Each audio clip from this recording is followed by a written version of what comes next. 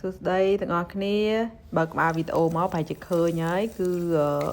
ថ្ងៃនេះគឺធ្វើមីខ្មៅបោះកូរ៉េចាងអញ្ចឹងណាដូចក្នុងវីដេអូដែលគ្នាយើងបានឃើញអញ្ចឹងគឺខ្ញុំកំពុងខ្ទឹមបន្ទាប់មកដាក់ឆាសាច់ជ្រូកហើយយើងចាក់ប្រេងខ្យងចូលបន្តិចមកនៅក្នុង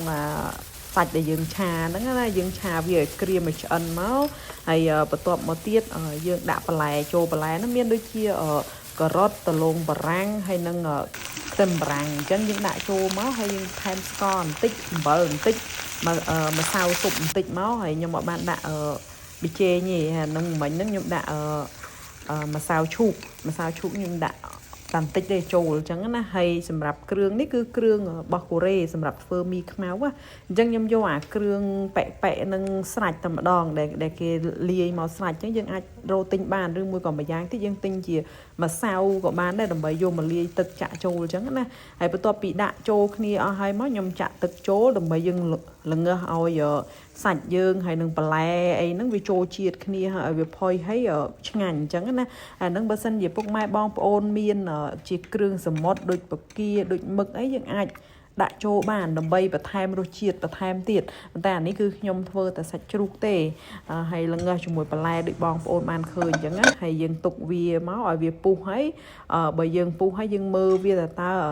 សាច់វាផុយហើយនៅបន្លែផុយហើយនៅហើយទឹកមើលទៅអ្នកពុកម៉ែបងប្អូនមើលឃើញអត់វាឡើងចូលជាតិគ្នាហើយនៅអីនៅហ្នឹងយើងមើលទៅក្នុងហ្នឹងទៅប៉ុន្តែពេលដែលខ្ញុំពងកូរហ្នឹងខ្ញុំទុកវាចោលសិនខ្ញុំមកមូបាយកូរ៉េហ្នឹងណាដែលយើងមានដូចជាតសក់មានឆៃតាវលឿងមាន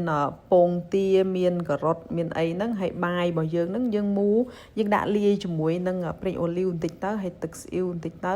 ឬក៏ប្រេងល្ងក៏បានដែរបន្ទាប់មកយើងមកមើលមីទឹកមីខ្មៅរបស់យើងណាបើសិនជាយើងមើលតែរសជាតិវាល្មមហើយនិយាយទៅគឺពុកម៉ែបងប្អូនអាចបន្ថែមរសជាតិបានខ្លួនឯងតាមចំណង់ចំណូលចិត្តអញ្ចឹងណាហើយបន្ទាប់មកក៏ដួសដាក់ចានធ្វើសម្រាប់ជូនប៉ាម៉ាក់ប្រសាអញ្ចឹងមានតែ3នាក់ទេដែលហូបពួកអីបងប្អូននៅឆ្ងាយអញ្ចឹងបន្ទាប់ពីដួសរួចហើយដាក់ឲ្យប៉ាម៉ាក់គាត់ពិសាម៉ាក់ថាឆ្ងាញ់អញ្ចឹងស្នាដៃកូនបងធ្វើក៏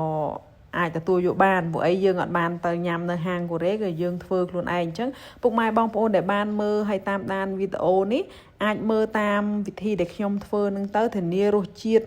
មិនចាញ់នៅក្នុងហាងទេធានាតែឆ្ងាញ់ហើយយើងមានឆៃថាវលឿងនឹងមកហើយតំណាប់ជាមួយនឹងខ្ទឹមបារាំងនឹងមកហើយដាក់តសក់បន្តិចពីលើមីដូចដែលឃើញនឹងមកគឺអូខេហើយដោយសារហ្នឹងខ្ញុំយកតសៃមី